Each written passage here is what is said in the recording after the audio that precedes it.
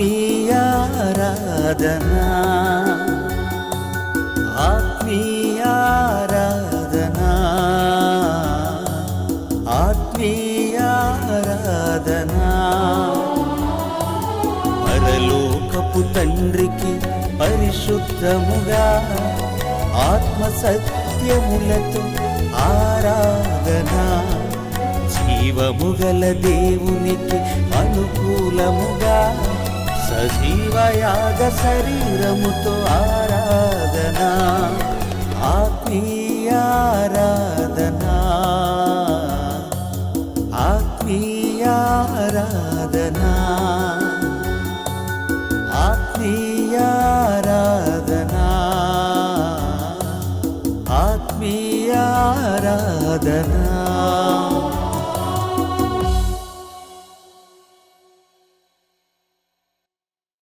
ఆత్మీయారాధన అనే కార్యక్రమం ద్వారా ఉన్నతమైనటువంటి దేవుని సంగతులను మహాజ్ఞానముగా నేర్చుకుంటున్నటువంటి మీ అందరికీ మన ప్రభువును రక్షకుడునైన యేసుక్రీస్తు వారి పేరిట నా హృదయపూర్వకమైన వందనములను తెలియజేయుచున్నాను. మీరంతా శారీరకముగాను ఆత్మీయముగాను ఆరోగ్యముగా ఉన్నారని హృదయపూర్వకముగా తలంచుచు మీ బ్రతుకు దేవుని దృష్టికి ఆమోదయోగ్యముగా ఉండులాగున మీ విశ్వాస జీవితమును ఎప్పటికప్పుడు దేవుని వాక్యపు వెలుగులో పరీక్షించుకుంటున్నారని నేను తలంచుచు ఈరోజు వాక్య ధ్యానంలోనికి మిమ్మల్ని అందరినీ ఆహ్వానిస్తున్నాను. పరిశుద్ధ గ్రంథంలోని దేవుని మాటలు మానవాళికి ఒక మార్గాన్ని చూపిస్తున్నాయి.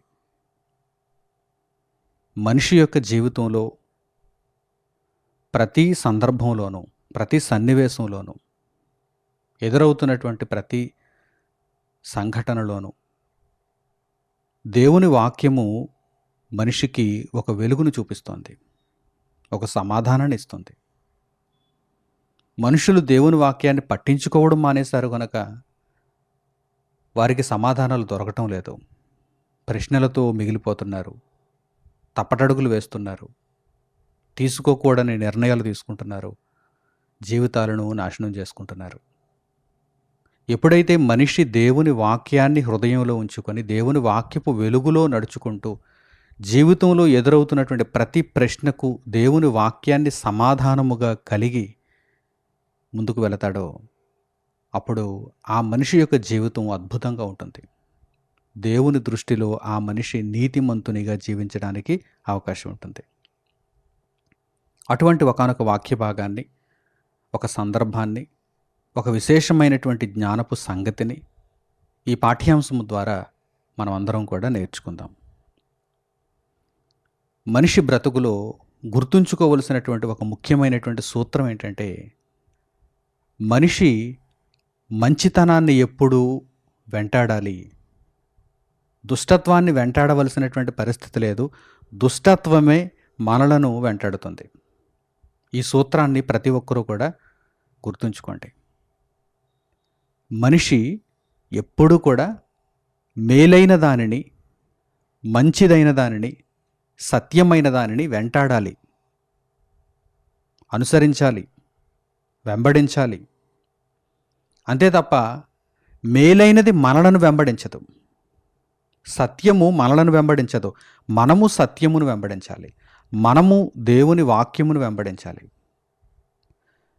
అయితే దుష్టత్వం అనేది ఉందో చూసారా, పాపం అనేది ఉందో చూసారా, దేవునికి అవిధేయత అనేది ఉందో చూసారా, దేవునికి ఎదురు తిరుగుట అనేది ఉందో చూసారా, అది మనలను వెంటాడుతుంది. మనము దానిని ప్రత్యేకంగా వెంటాడవలసినటువంటి అవసరం ఏమీ లేదు.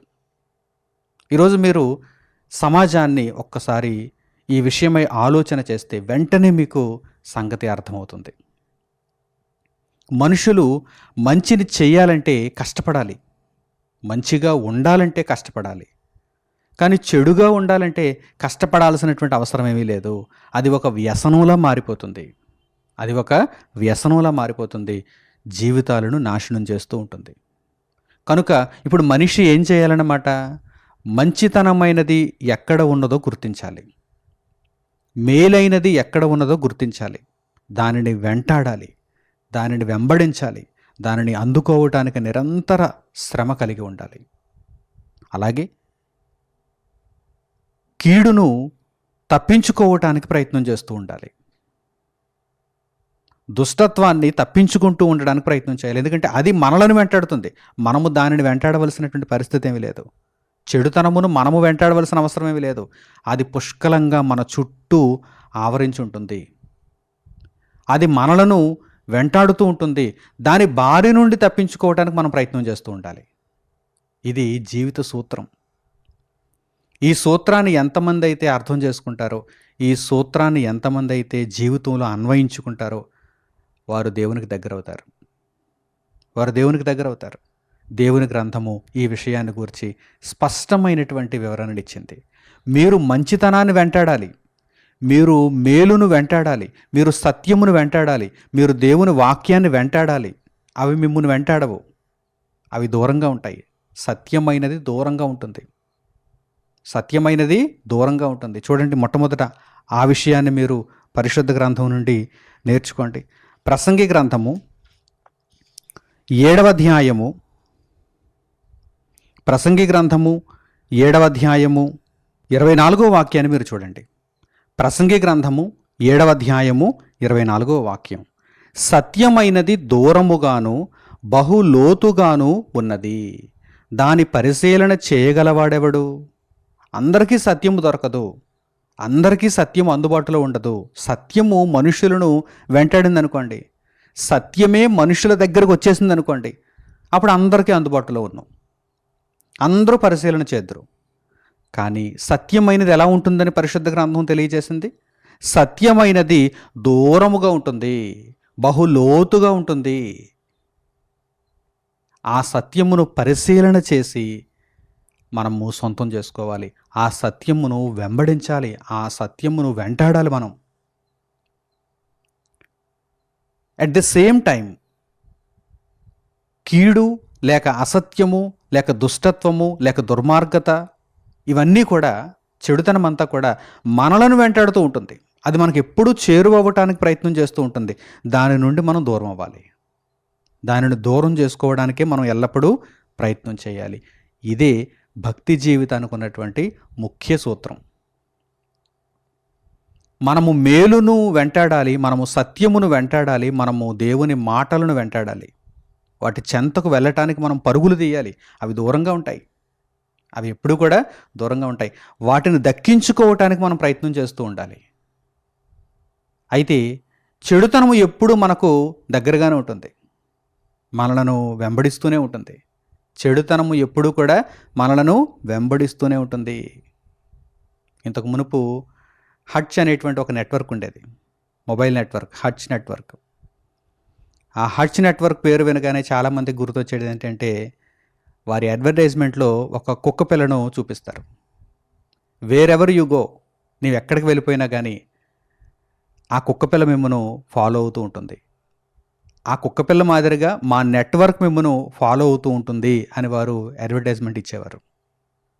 హచ్ డాగ్, హచ్ డాగ్ అనగానే చాలామందికి ఈ విషయం వెంటనే జ్ఞాపకాలలోనికి వస్తుంది.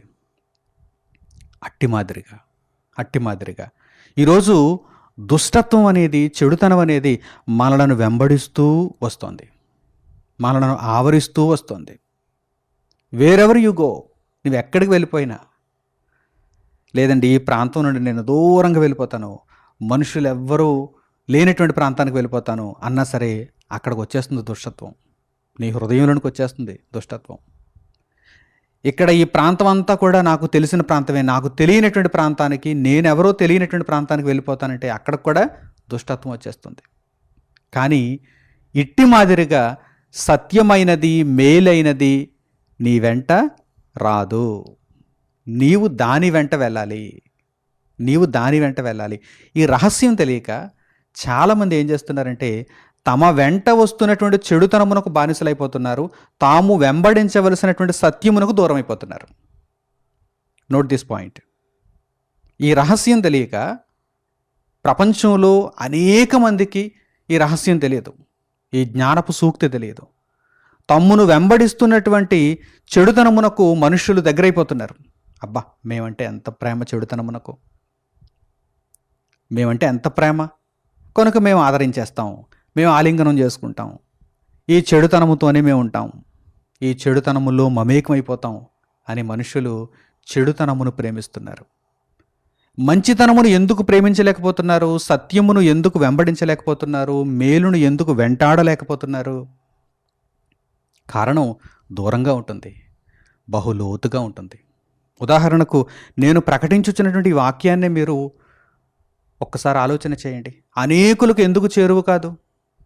కళ్ళబొల్లి కబుర్లు, సుత్తి కబుర్లు, చెడ్డ మాటలు, ఇవన్నీ కూడా మనుషులకు చాలా దగ్గరగా వెళ్ళిపోతాయి, మనుషులలోనికి వెళ్ళిపోతాయి, చాలా వేగంగా వెళ్ళిపోతాయి, చాలా వేగంగా వెళ్ళిపోతాయి.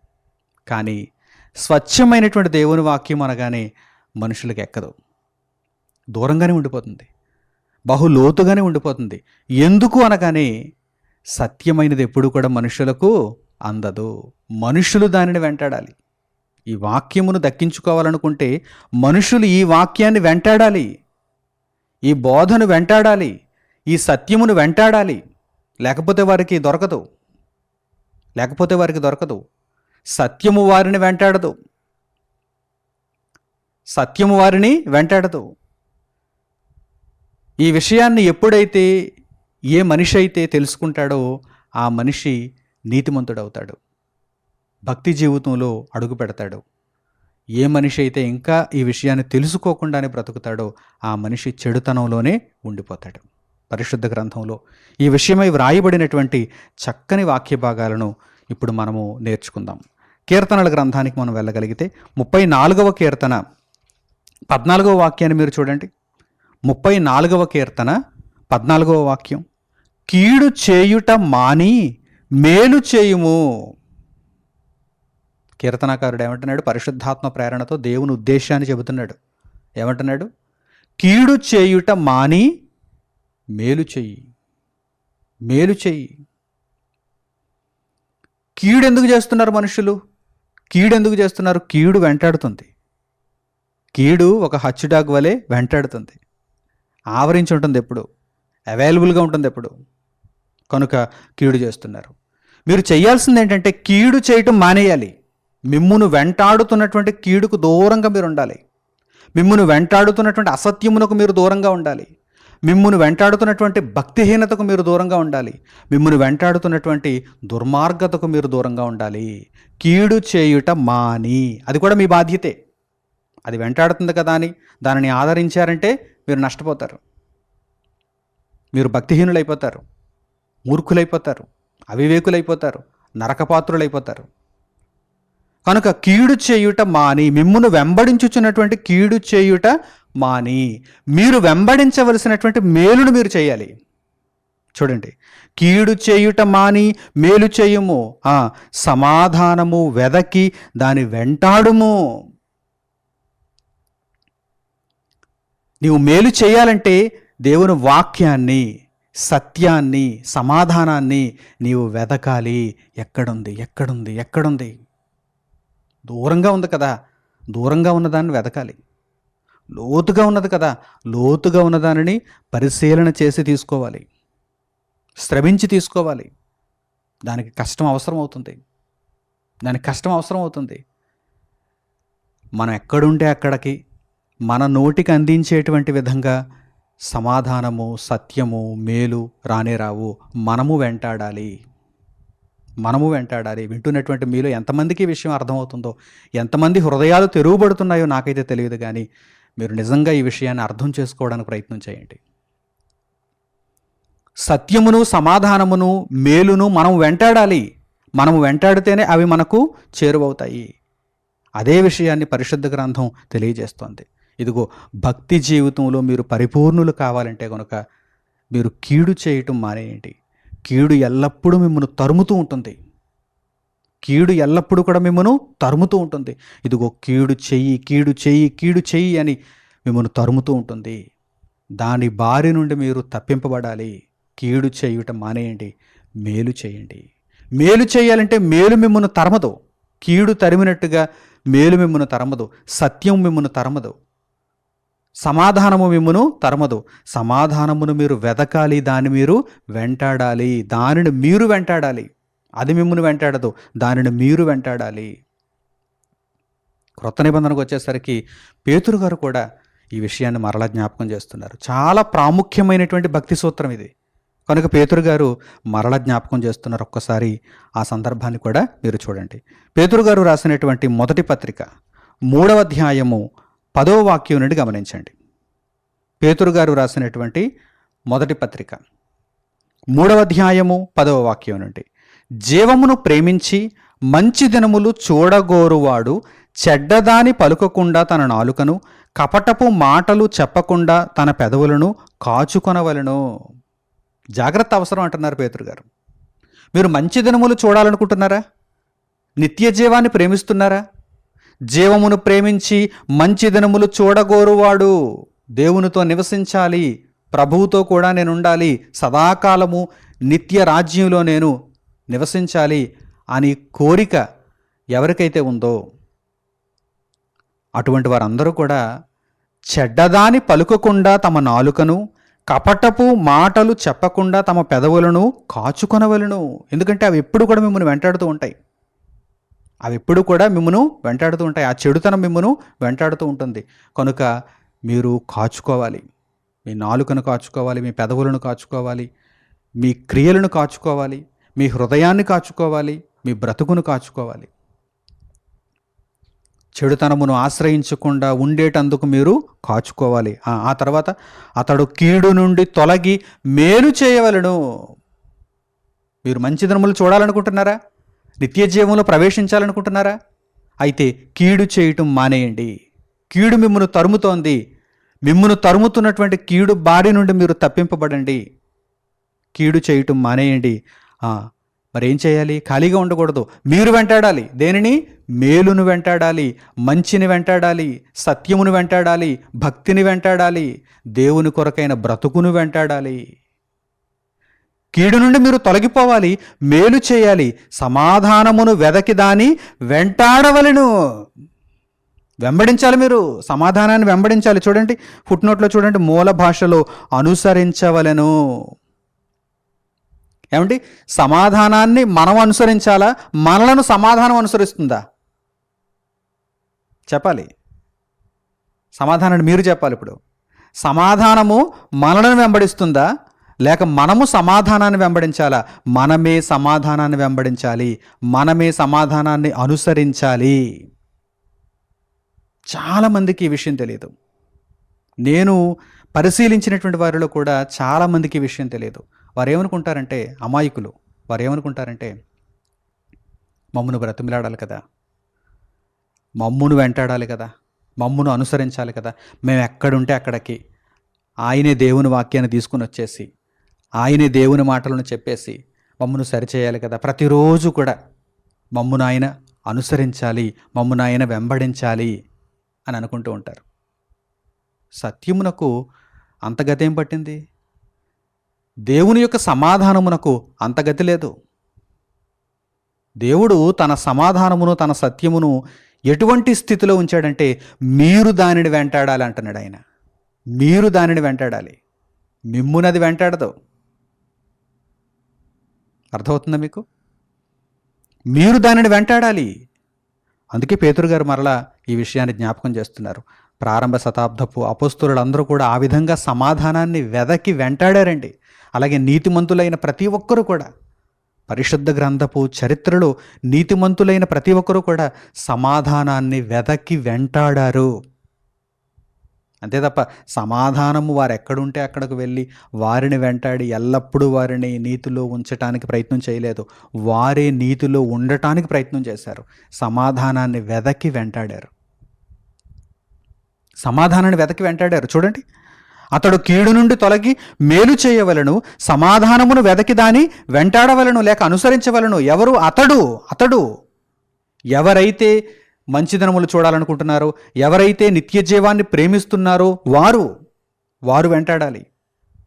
నేను నిత్య జీవానికి వెళ్ళాలనుకుంటే నేను సమాధానాన్ని వెంటాడాలి. మీరు నిత్య జీవానికి వెళ్ళాలనుకుంటే మీరు సమాధానాన్ని వెంటాడాలి.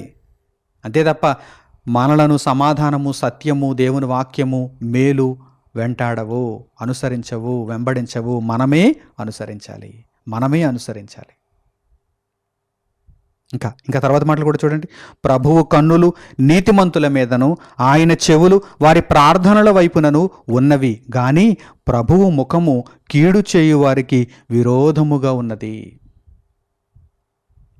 ఎవరైతే కీడును ఆశ్రయిస్తున్నారో, ఎవరైతే చెడుతనమును జరిగిస్తున్నారో వారికి విరోధంగా ఉంటాడు ప్రభువు. ఎవరైతే మేలును వెంటాడుతున్నారో, ఎవరైతే సమాధానాన్ని వెంటాడుతున్నారో, ఎవరైతే సత్యమును వెంటాడుతున్నారో, ఎవరైతే ఎల్లప్పుడూ దేవునికి అనుకూలమైన బ్రతుకును కలిగి ఉండడానికి ఆసక్తిని కలిగి ఉంటున్నారో, తమను తాము ప్రేరేపించుకుంటున్నారో, వారి వైపు చూస్తున్నాడు ప్రభువు. వారి ప్రార్థనలు వినాలనుకుంటున్నాడు ప్రభువు. వారిని దీవించాలనుకుంటున్నాడు ప్రభువు. వారు జీవమును ప్రేమిస్తున్నారు. వారు మంచి దినములను చూడాలనుకుంటున్నారు. నిత్య నరకాగ్నిలో వేదనను కాదు, వారు నిత్య జీవములో సంతోషాన్ని చూడాలనుకుంటున్నారు, విశ్రాంతిని పొందాలనుకుంటున్నారు. కనుక వారు సమాధానాన్ని వెంటాడుటను బట్టి, వారు మేలు చేయుటలో ఉన్న ఆసక్తిని బట్టి వారి వైపు ప్రభువు చూస్తున్నాడు. వారి వైపు ప్రభువు చూస్తున్నాడు. కనుక ప్రియులారా, మనం అందరం కూడా ఇదిగో దేవుని వాక్యము సూచిస్తున్నట్టుగా, దేవుని వాక్యము హెచ్చరిస్తున్నట్టుగా మన జీవిత విధానాన్ని మార్చేసుకోవాలి. ఇక మీదట మనలను వెంటాడుతున్నటువంటి కీడులో మనం పడిపోకుండా మనము వెంటాడవలసినటువంటి మేలులో మనం ఉండాలి. మనము అనుసరించవలసినటువంటి దైవ జ్ఞానంలో మనం ఉండాలి. మనము వెంబడించవలసినటువంటి దేవుని సత్యములో మనం ఉండాలి. పరిశుద్ధ గ్రంథం నుండి మరొక అద్భుతమైనటువంటి వాక్య భాగాన్ని, ఈ సందర్భాన్ని అనుసరించి మనం చూద్దాం. పౌలు గారు తెస్సలోనికైలకు రాసినటువంటి మొదటి పత్రిక 5వ అధ్యాయము 15వ వాక్యాన్ని మీరు చూడండి. అపొస్తలుడైన పౌలు గారు తెస్సలోనికైలకు రాసినటువంటి మొదటి పత్రిక 5వ అధ్యాయము 15వ వాక్యం. ఎవడును కీడునకు ప్రతి కీడు ఎవనికైనను చేయకుండా చూచుకొనుడి. ఎప్పుడూ కూడా మేలు చేయడానికి ప్రయత్నం చేయండి. కీడు మిమ్మును వెంటాడుతూ ఉంది. ఒకరి మీద పగ తీర్చుకోవాలని, ఒకరిని నాశనం చేయాలని, ఒకరిని దోచుకోవాలని, ఒకరిని ఇబ్బంది పెట్టాలని, ఇటువంటి మనస్సు ఎప్పుడైతే మీలో ఉందో మీరు మిమ్మును వెంటాడుతున్నటువంటి కీడును ఆశ్రయిస్తున్నారని అర్థం. అలా కాకుండా మీరు మీకు చేసినటువంటి అపరాధములన్నిటినీ కూడా క్షమించి, ఇంకా నేను మేలు ఎలా చేయగలను, నాకు ఇబ్బంది కలుగు చేసిన వారికి కూడా నేను మేలు ఎలా చేయగలను, నన్ను నష్టపరిచిన వారికి కూడా నేను మరలా మేలు ఎలా చేయగలను అనేటువంటి ఆలోచనతో మీరున్నారనుకోండి, మీరు మేలును వెంటాడుతున్నట్టు. అందుచేతనే పౌలు గారు విశేషమైనటువంటి సంగతిని తెలియజేస్తున్నారు. ఎవడూ కూడా కీడుకు ప్రతి కీడు చేయాలనేటువంటి ఆలోచనతో ఉండొద్దు. మిమ్మును వెంటాడుతున్నటువంటి కీడులో మీరు పడిపోవద్దు. మరేం చేయాలి? మేలు చేయడానికి ప్రయత్నం చేయండి. మేలు చేయడానికి ఆలోచన చేయండి. మేలును వెంటాడండి. సమాధానాన్ని వెంటాడండి. చూడండి, రాయబడిన మాటలు చూడండి. ఎవడును కీడునకు ప్రతి కీడు ఎవనికైనను చేయకుండా చూచుకొనడి. మీరు ఒకని ఎడల ఒకడును మనుషులందరి ఎడలను ఎల్లప్పుడూ మేలైన దానిని అనుసరించి నడుచుకొనుడి. మనుషులందరి ఎడల ఎల్లప్పుడూ ఎలా ఉండాలి? మీరు మేలైన దానిని అనుసరించి నడుచుకోవాలి. మేలైన దానిని మీరు వెంటాడాలి. మనుషులందరికీ మేలు కలిగించేదేంటి? మనుషులందరినీ నిత్యాగ్ని నరకంలో నుండి కాపాడేదేంటి? మనుషులందరినీ సువార్త సత్యములో నడిపించే కార్యక్రమాలేమిటి? వాటిని గూర్చి మీరు ఆలోచన కలిగి ఉండాలి. ఎల్లప్పుడూ మీ ఆలోచన ఇలాగే ఉండాలి. ఎల్లప్పుడూ మీ ఆలోచన ఇలాగే ఉండాలి. అందుచేతనే పౌలు గారు ఈ విషయాన్ని తెలియజేస్తున్నారు. ఎల్లప్పుడూ మేలైన దానిని అనుసరించి నడుచుకొనిడి. క్రింద ఫుట్ నోట్లో మూల భాషలో చూడండి, మేలైన దానిని వెంటాడుడి. మేలైన దానిని వెంటాడుడి. ఒక సువార్త కార్యక్రమాన్ని మనం చేయాలంటే మనం వెంటాడాలి తప్ప సువార్త కార్యక్రమం మనలను వెంటాడదు. ఇదిగో సువార్తను జరిగించు, సువార్తను జరిగించు, సువార్తను జరిగించు అని సువార్త కార్యక్రమం మనలను వెంటాడదు. మనమే వెంటాడాలి. మనం వదిలేసామా? ఆగిపోతుంది. మనము దేవుని యొక్క సత్యాన్ని చెప్పడం మానేసామా? ఆగిపోతుంది. మనము ఆత్మలను రక్షించడం మానేసామా? ఆగిపోతుంది. మనము వెంటాడాలి. మేలును మనము వెంటాడాలి. సత్యమును మనము వెంటాడాలి. దేవుని పనిని మనము వెంటాడాలి. మేలు మనుషులకు మేలు చేసేటువంటి పనులను మనమే వెంటాడాలి. అవి మనలను వెంటాడవు.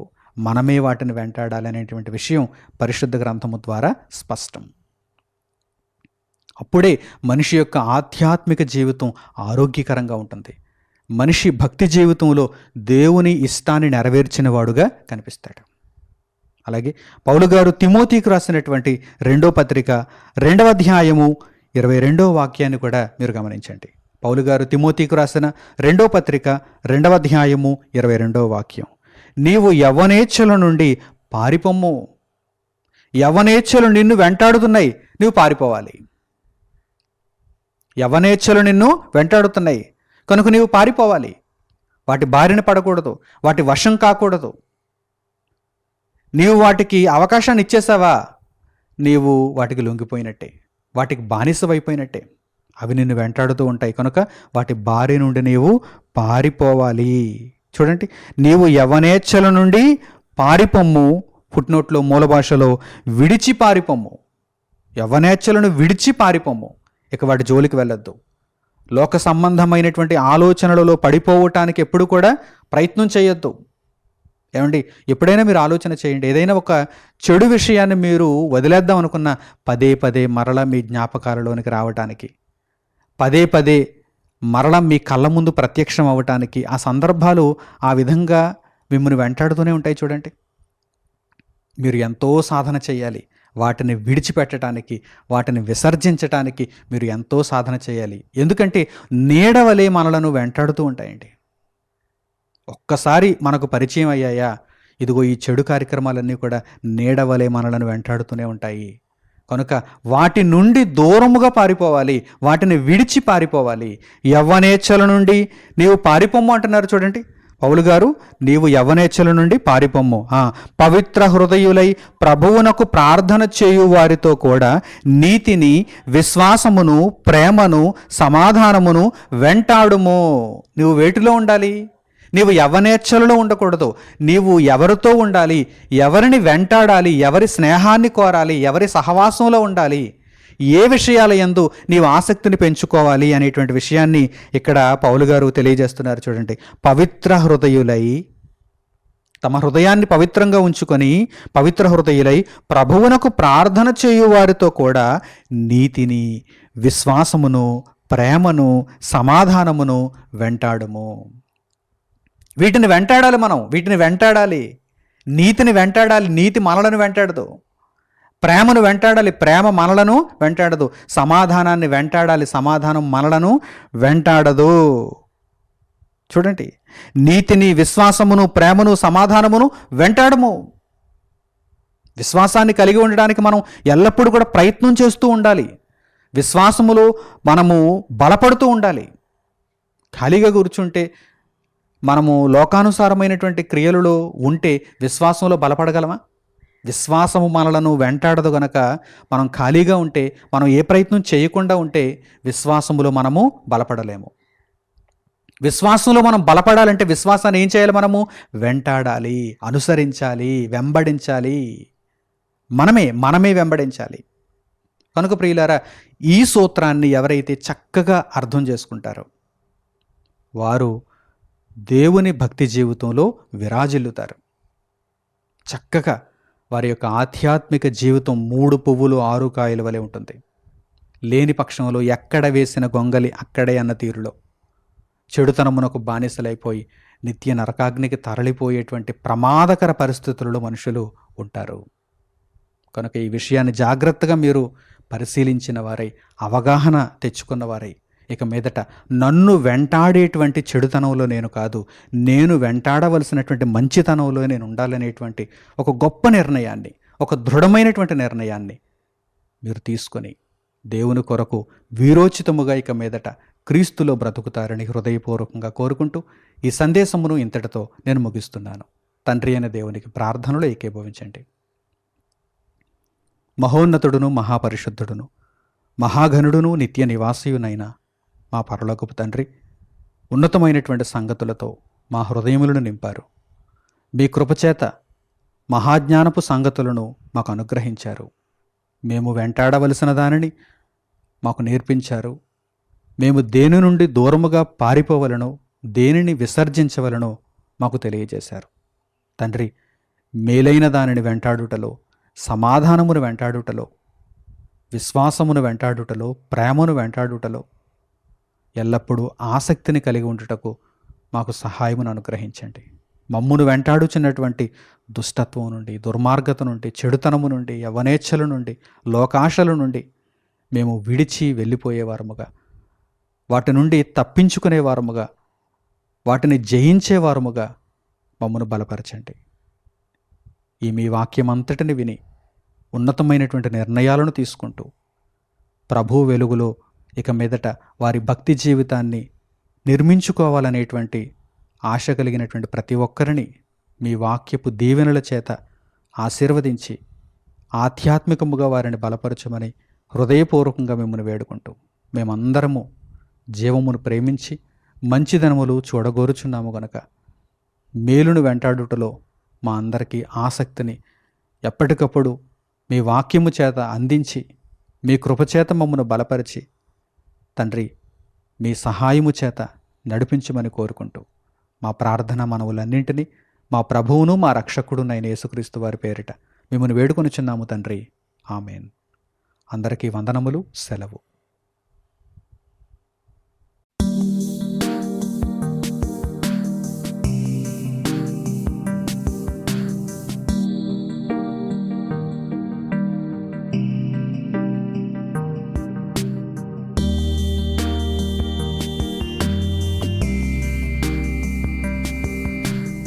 సహోదరులు మణికుమార్ గారు ప్రసంగించిన ఎన్నో ఆత్మ సంబంధమైన సంగతులను ఉచితంగా వీక్షించుటకు మా యూట్యూబ్ ఛానల్స్ను తప్పక దర్శించండి. మా సమాచారమును ఎప్పటికప్పుడు తెలుసుకొని ఆత్మీయ అభివృద్ధిని అందవలనంటే మా యూట్యూబ్ ఛానల్స్ను సబ్స్క్రైబ్ చేసుకోండి. సత్వర నోటిఫికేషన్ కొరకు సబ్స్క్రైబ్ బటన్ ప్రక్కన ఉన్న బెల్ సింబల్ను క్లిక్ చేయండి. మరిన్ని వివరాలకు మీరు సంప్రదించవలసిన మా ఫోన్ నంబర్స్ 8978414178 మరియు 8333927666. ధన్యవాదములు.